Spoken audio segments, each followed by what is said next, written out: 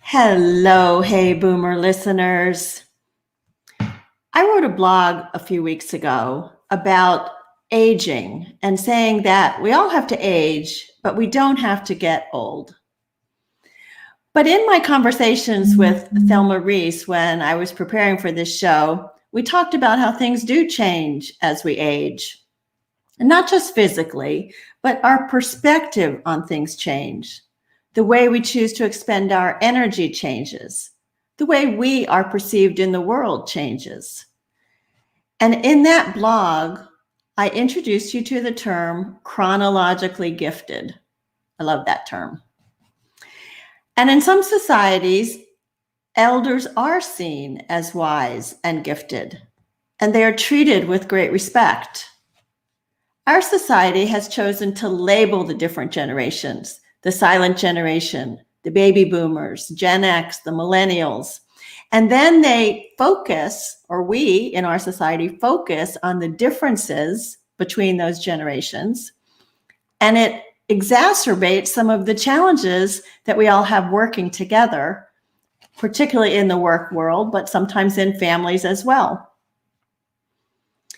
How much stronger our solutions would be, and how much more loving and supportive our bonds would be if we could build intergenerational bridges between the different generations, rather than seeing them as different silos. My guest today, Thelma Reese, has worked on this concept for a while. She is still working on it, and we're going to talk some about that. And we're also going to talk about her latest book, How Seniors Are Saving the World. Sorry. Don't forget that you can find Hey Boomer on most of your favorite podcast channels, on Apple Podcast, on Spotify, on Google Podcasts.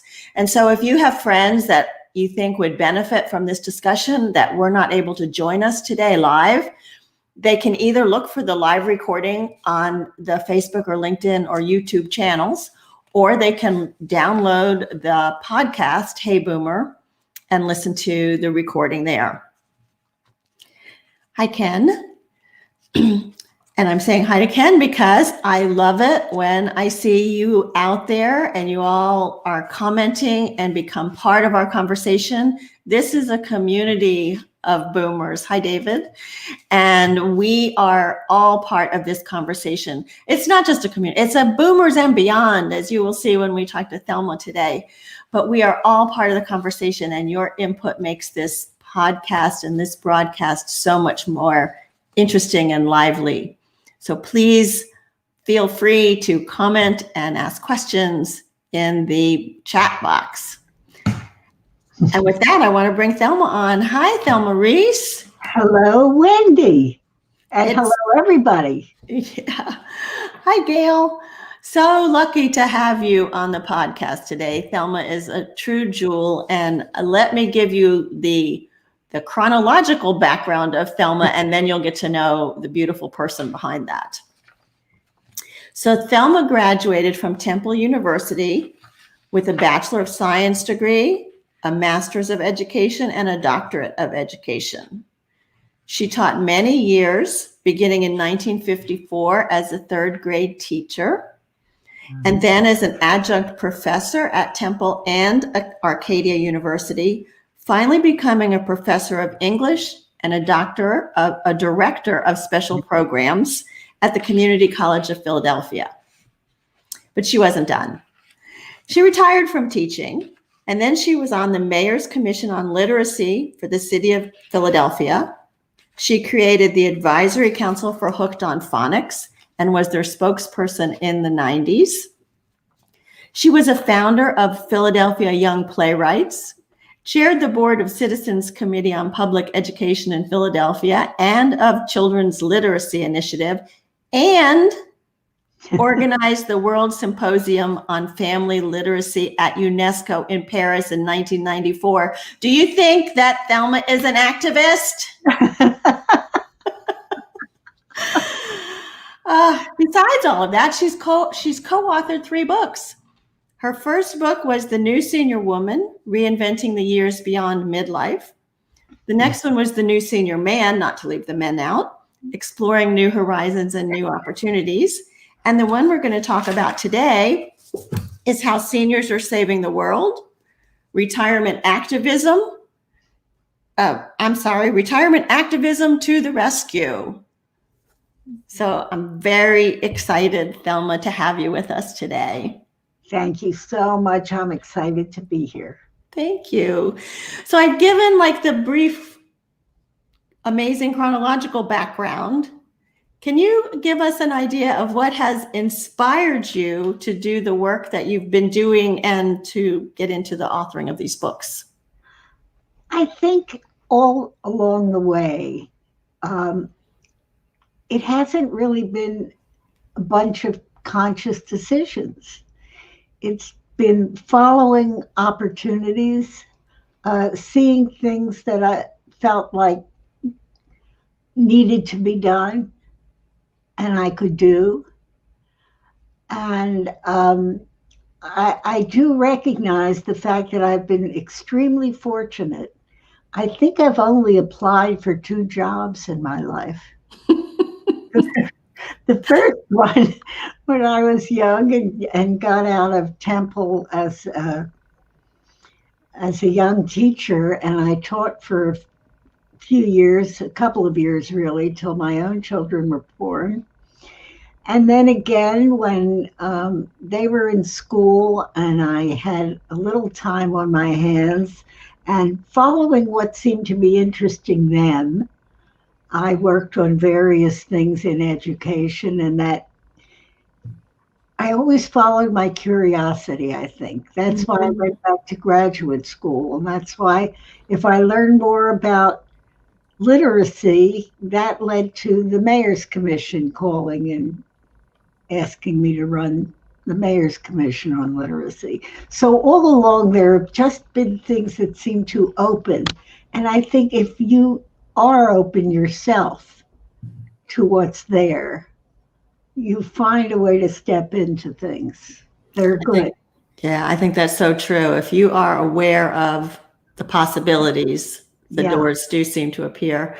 So you retired, and then you retired again, and then you decided to write books.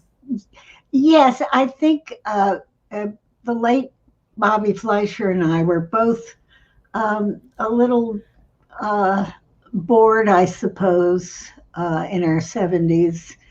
We had both been teaching so much, and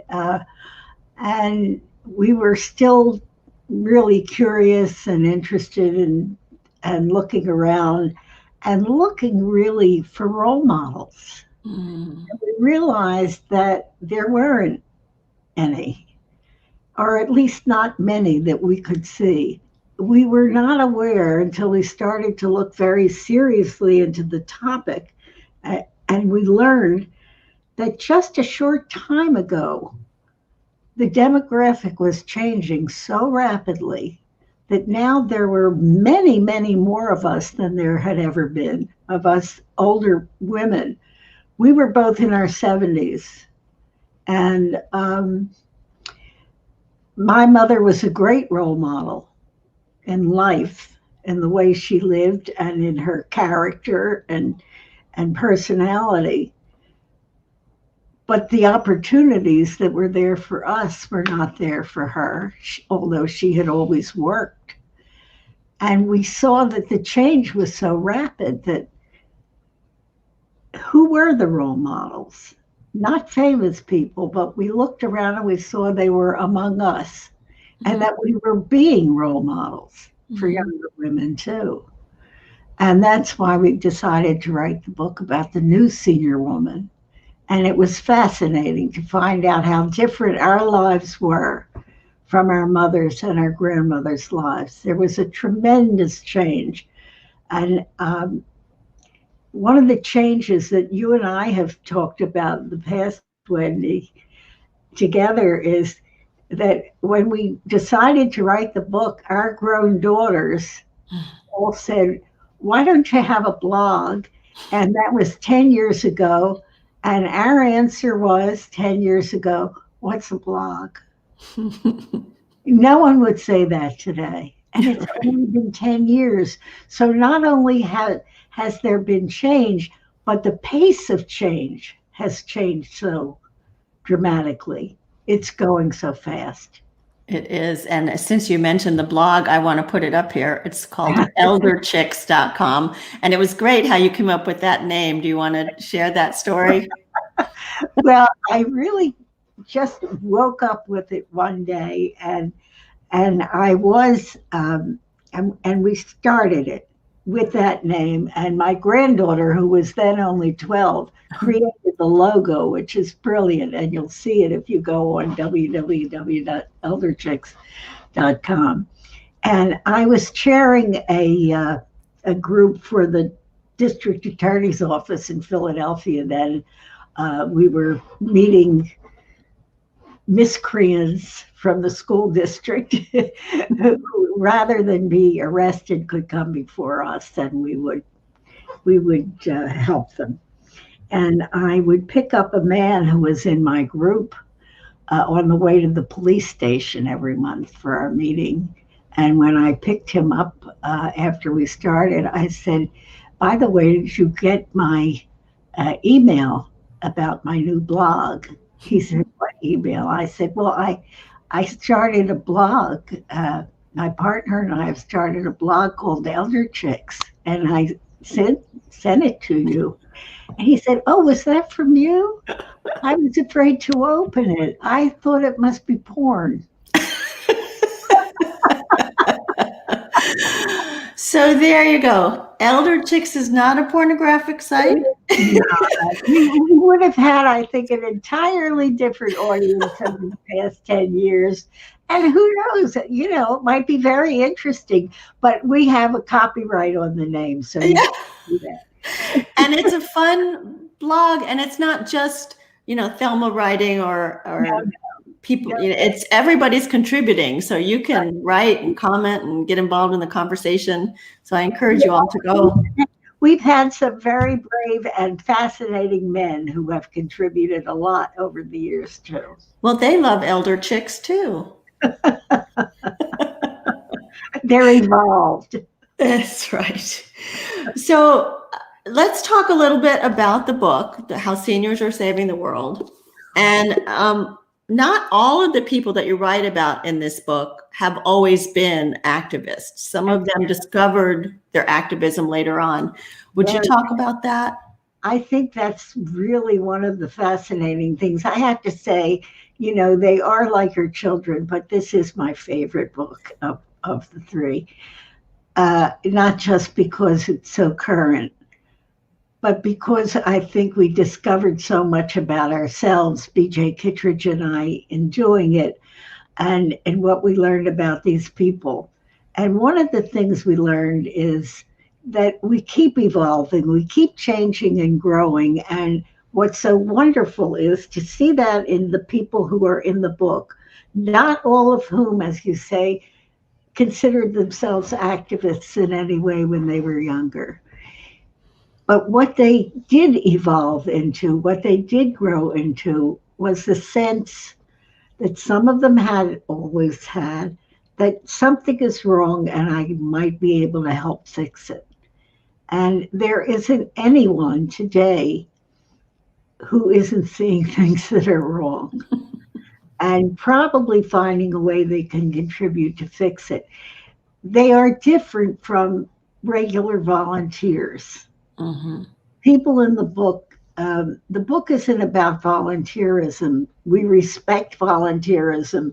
Volunteerism is wonderful. Everybody should volunteer as much as they can. We need every bit of help we can find. However, there's something different about being an activist.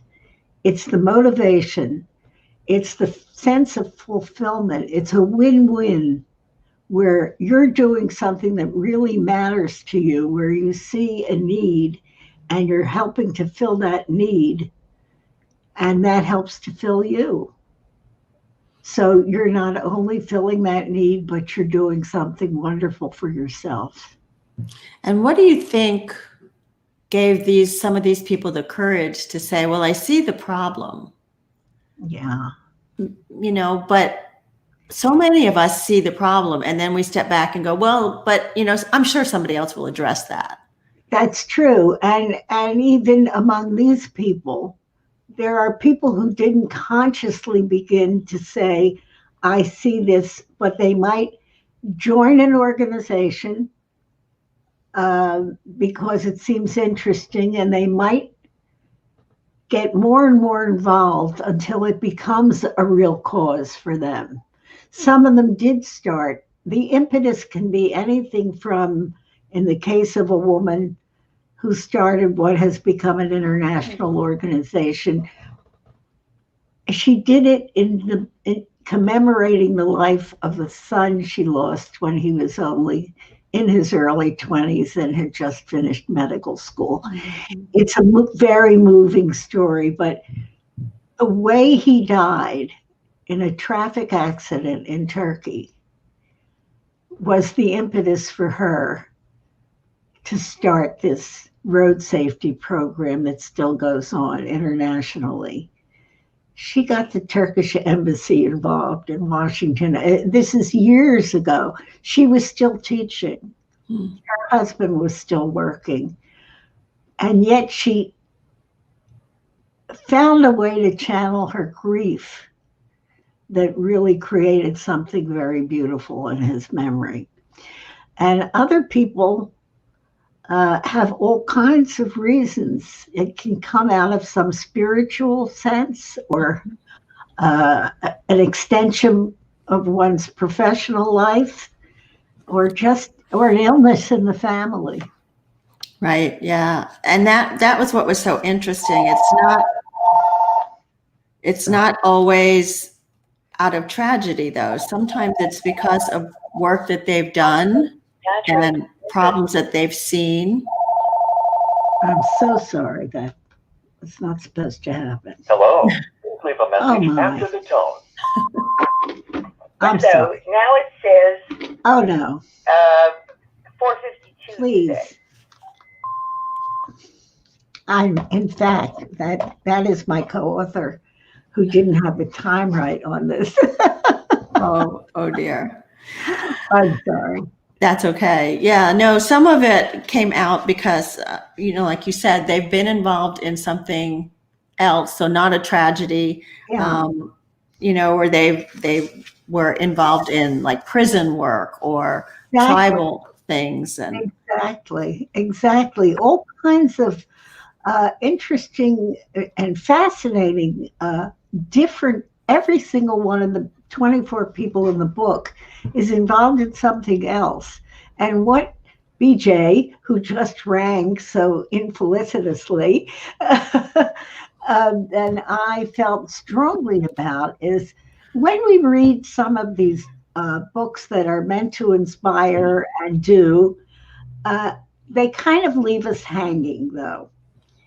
And here we're introducing people to such an interesting array of other people who range in age from 60 to 95 and are from every ethnic group just about in this country, and all kinds of other different categories of citizen. What happens after you get so interested in what this person happens? Well, then at the end of the chapter that tells much in the words of that person, there's this little section called How to Connect. Mm-hmm. So if you love what Rose was doing on the pipeline and creating a kitchen for people who needed it at Standing Rock, you can see at how to connect, ways to connect with her or her cause or what she's doing.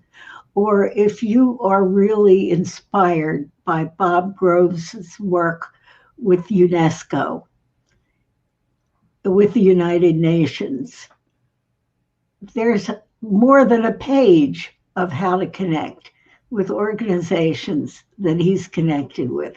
So you find inspiration in other people, and then it lights a spark, and you can just go to that site and find out more. Yeah, so that's a great, is that the way the book is laid out, you do get these inspiring stories. And then there's a whole page of different ways, different resources you can delve into to help. That was brilliant that you did that. So one of the benefits that you point out that the people in this book, the different activists, are experienced is a journey of self-discovery. Yeah. Right. And so I think anytime we take on a challenge, I mean, you certainly have taken on challenges in your lifetime. What's that self-discovery journey like? It happens every time. And for me, a lot of it has happened with travel, with the kinds of travel that I did where I felt I was connecting with nature in some way, where I went to save the giant clam in Tonga. I had no personal connection to the giant clam, but the idea of going to the South Pacific was very exciting to me. And the idea of the kind of travel where you're not being a tourist, which I also have been a lot, but where you get to work on something has always been very appealing to me. So I've done some of that through Earthwatch. Mm-hmm. And I think it opens up parts of the world, parts of yourself that you didn't know were there, and you continue to grow. And now I have to say, I think my airplane travel is pretty much over, except for getting out to the West Coast if we can to visit family. But the journey goes inside more. So you're still engaged in travel, but it's going within. So we talked about that a little bit, and that leads kind of into this whole idea of the intergenerational work. Yeah. And how things change personally as we age, right, and how you're still connecting to the younger people. Would you tell us a little about that project? Well, I'm very interested in intergenerational relationships and work. People used to joke. I think we may have told the little joke in The New Senior Woman that one of the reasons that grandparents and grandchildren often become so close is because they have a common enemy. So we don't seriously want to think of it that way. But sometimes grandchildren do find some things easier to talk about with grandparents than they do with their own generation. And I think what you said in your introduction was so important, that we do in our society think of people in these silos, and we label the generations, as you mentioned, and everybody takes on this persona of I'm part of this, so I wouldn't quite understand what you're doing as part of that. And it's dangerous. It is dangerous, Thelma. I mean, as you and I talked, I'm in my late 60s, you're in your late 80s, and we are aware of differences from when we were in our 40s, the way we look at the world, where we interact. Exactly. And I think creating the silos impedes the understanding.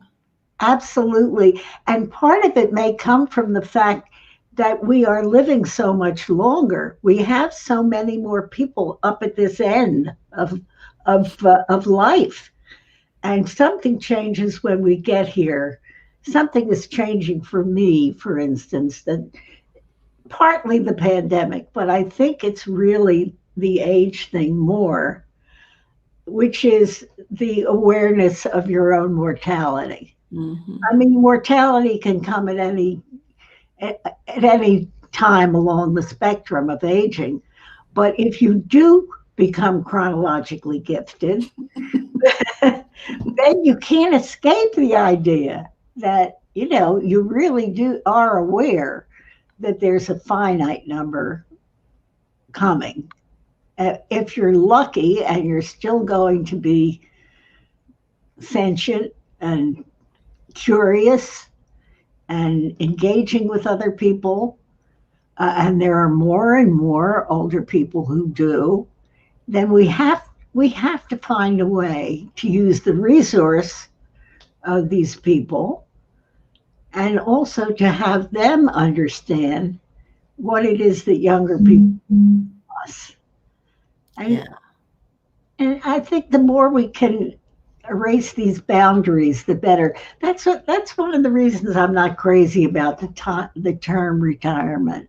Oh, yeah. Because it also seems to suggest that you've stopped. Well, you may have stopped one thing, but you haven't stopped growing.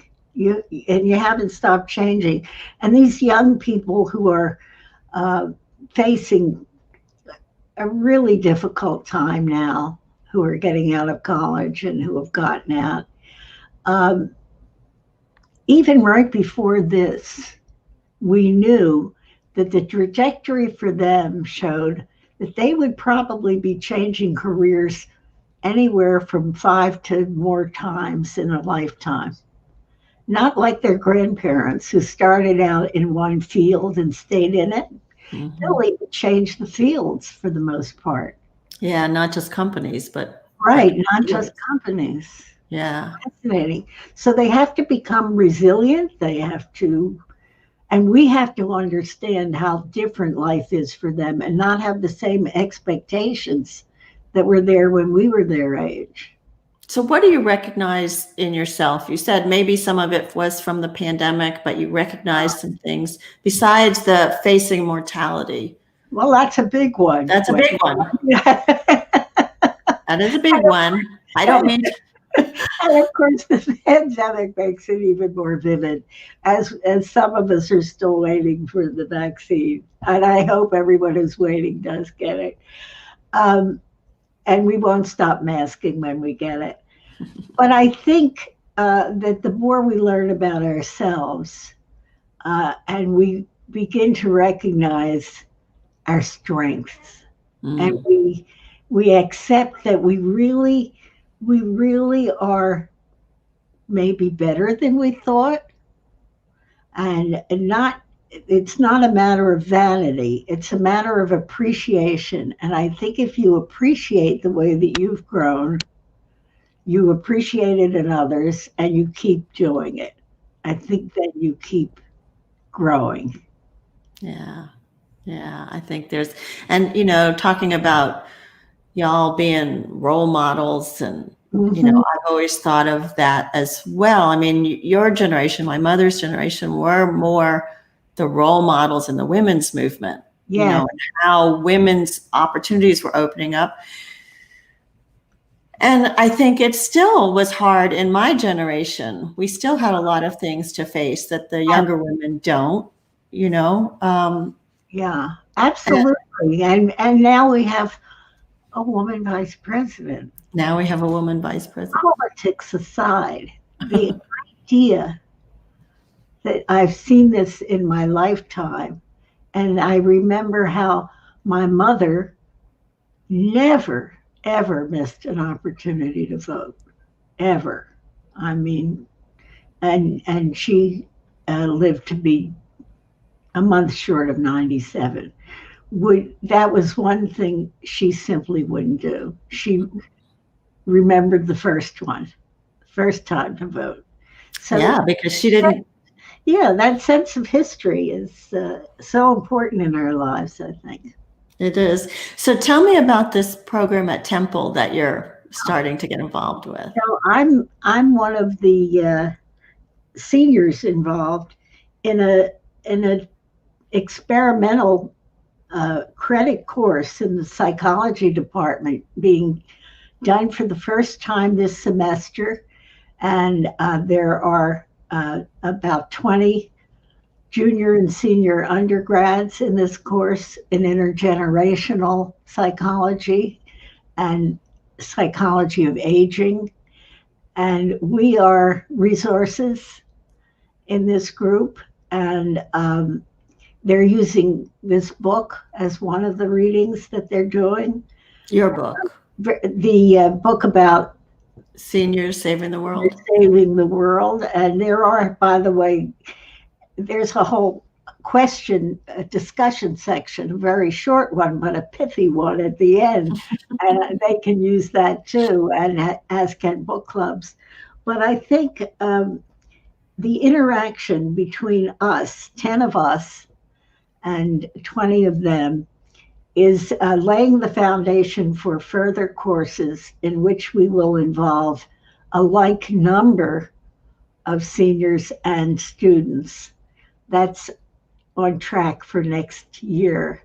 And this is going to be sort of a pilot, and it's very exciting. I met with the students last week for the first time, and I really can't wait to be totally involved with them. They are so bright and are asking all the right questions. They want to know for all the right reasons. Mm-hmm. Some of them have older relatives or are actually already working with geriatric patients or as caregivers, or are just curious about the fact that there will be such a change in the demographic to come, that there will be enormous job opportunities eventually in working across generations and with older people. So they know they've got to understand more.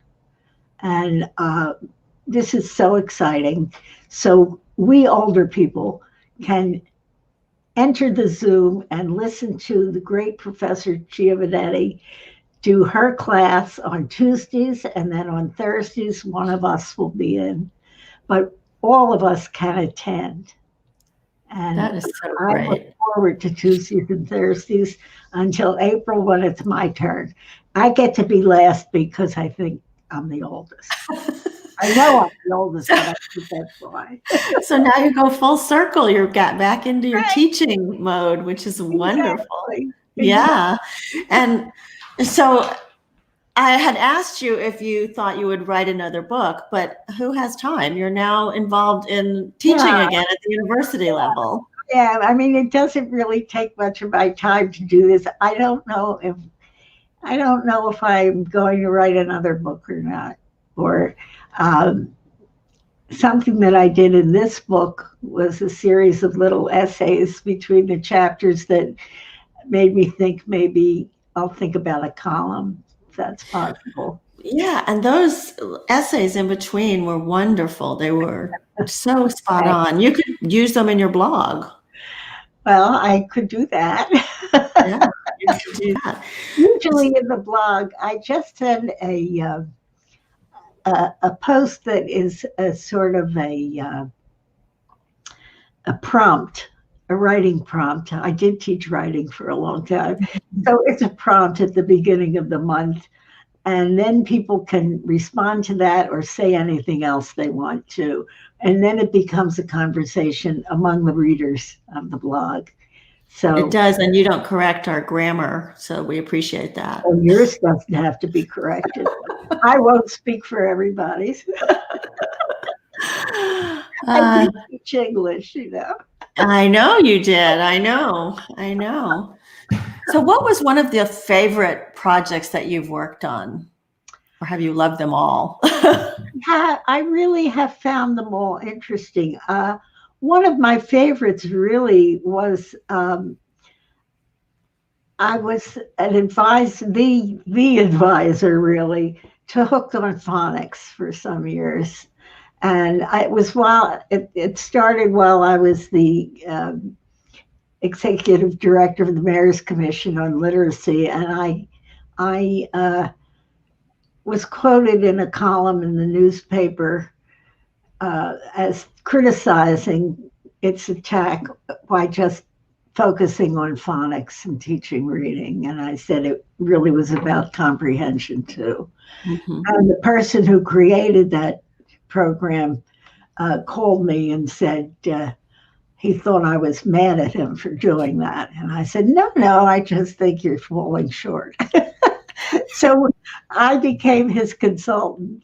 And it was fascinating because there were such political and commercial among publishers wars about how to teach reading. And it was a very exciting time. I mean, I had to go and testify in some state legislatures. It was very exciting. Yeah, I bet. This is a great comment. People could get political about just about anything. Here's a great comment. He says, Ken says, Dr. Reese is such an inspiration for lifelong learning, and she embodies the adage, lifelong leaders are lifelong learners. Well, that's nice. Isn't that nice? Very. And you are a lifelong learner and teacher. Oh, thank you. And chronologically gifted. And chronologically gifted. CG. So you must have friends that are just blown away by your comfort level with using the computer and being on Zoom and all the, my technology here. How do you address that? Some of them are not happy about it. Why are they not happy about it? Some of them feel upset with themselves.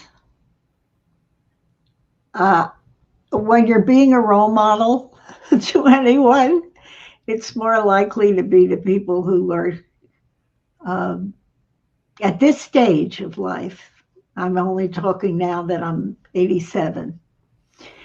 They don't necessarily want to hear about that because they too are doing their own, probably what some psychiatrists would refer to as a life review. Mm-hmm. And feeling I should have learned to do that. So may make them upset.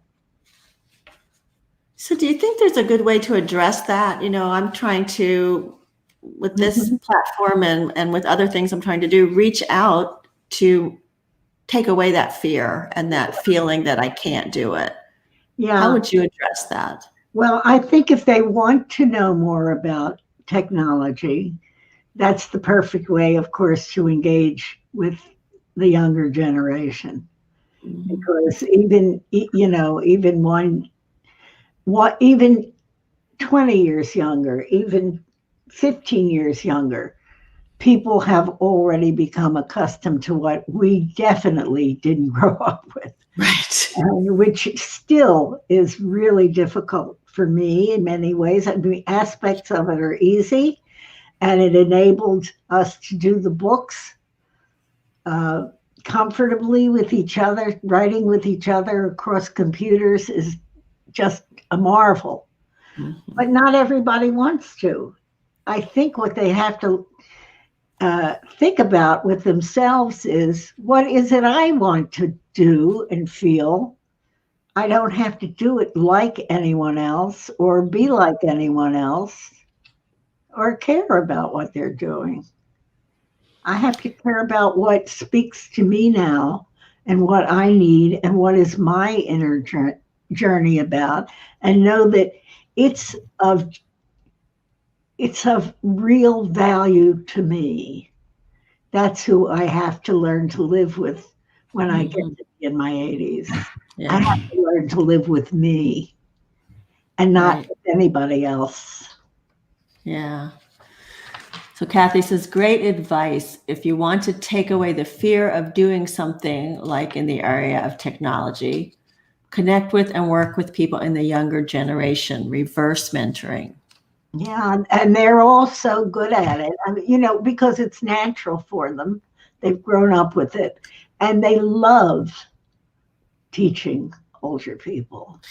And I just posted or shared a post on LinkedIn today about the digital divide, where seniors have to go online now to sign up for their COVID vaccine. Yeah. And many of them are having a real struggle with that, or don't even have the internet. Exactly. And I'm suggesting just, I have a few contemporaries who don't use it very much, or I've suggested start with an iPad. It's easier. It's not as frightening, maybe, to start with something that small, and it will be a great source of information and amusement and enjoyment for you too. I mean, that we should have Google is the greatest gift in the world. That you can look up anything. Now that I can't travel, I mean, there's a place on my computer every day that I'm looking over. So I think that, of course, people who live in any kind of assisted living situation are helped with that. But if you know older people who are on their own, right, and you can possibly offer, can I come in and help you? And especially with this COVID vaccination program, it's very complicated in some places. Yeah.